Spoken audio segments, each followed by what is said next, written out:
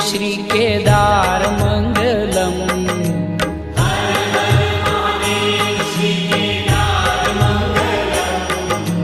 Har Har Mahadev Shri Kedar Mangalam.